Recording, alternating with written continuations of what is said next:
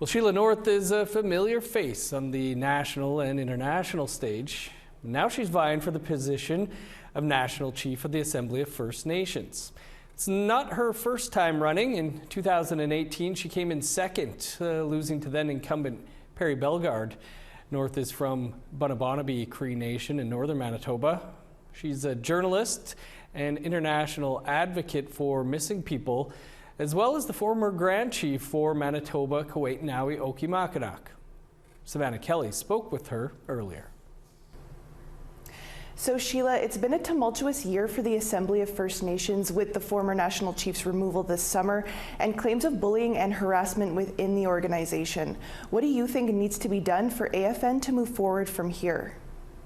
One of the biggest things is to rebuild relationships within ourselves, in the organization, with our leadership. So I think there is a lot of work to do on that front, and meaningful work. We have to find a way to come together and move forward in a good way with our people and with the rest of the country, because there are many dire issues that are at stake and many lives that are at stake. So I think we have to take time and do careful rebuilding of our relationships and start to move past some of the issues that have come up in the last few years. And there are a number of First Nations people who say they feel the AFN no longer has the best interests of the people at heart. What would you just say to those people, and how would you improve relationships between the AFN and the nations it represents? Well, first of all, I feel terrible that that has happened, and for me as a candidate, I apologize for that had happened. But I believe, again, that we are in a rebuilding relationship phase again. We need to come together, and there is a lot of value in our relationships with our grassroots. Of course, I know chiefs know that, and the rest of us know that. So we have to do everything we can to repair some of these discrepancies and work together, because there are, again, lives at stake, and it's very important for an organization to be inclusive and to be responsive to the people that it represents, the chiefs first of all, but also the communities at the community level. And I'm hearing a lot from the community level that there is a disconnect, and that there's people, even some leaders, that are disillusioned with the AFN. So we have to rebuild that relationship and look at the structures again at AFN and start to be more responsive and inclusive to people, but of course, more importantly, to the chiefs. We need an organization that works for the chiefs and works for the people, not the other way around. And if elected as the next national chief, what would be your highest priorities for the AFN? I think we need to figure out our bannock and tea issues, also known as bread and butter issues.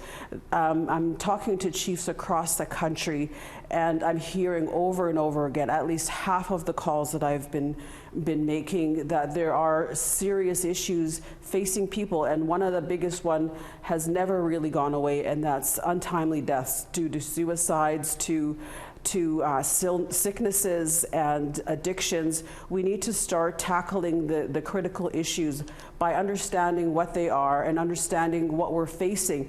And by doing that, we have to build relationships to be able to get information, but enough that we can share information on what the needs are. So I think we need to form a base to see where we're at this point, what happened to our people after the pandemic, for example, and now with this global economic crisis. Where do we stand? And then what can we do to go forward? And a lot of it will be based on what our inherent and treaty and title rights are, and start to build new mechanisms that are also old mechanisms for our people. And finally, what would you like to see the Assembly of First Nations accomplish in the coming year? Unity. I think that is the biggest challenge right now, is to find common ground. There's going to be diversity, no doubt, across the country, and there is, and that will be valued and that will be respected. But we need to find a way to unify so we can speak together on the critical issues that are facing our people. There are so many opportunities and so many good things among our people and for our people. We need to find a way to come together, to strengthen each other, to celebrate each other, but also to help each other as we go forward forward in the next few generations. I'm a kukum now, I'm a grandma now, and it makes me have a longer view. And I want to be able to say in the longer view that my grandchildren and your grandchildren and our grandchildren have a better future than we have. And I believe that's possible. I know that this is a moment in time. If we look back 150 years ago, where were we? And 150 years later, here we are. We're in every facet of society. And if we go forward together, where will we be in the next few generations? And I have great hope in that, in our future. Great. Well, we'll have to leave it there, Sheila, but thank you very much for taking some time for us today. You're welcome. Thank you.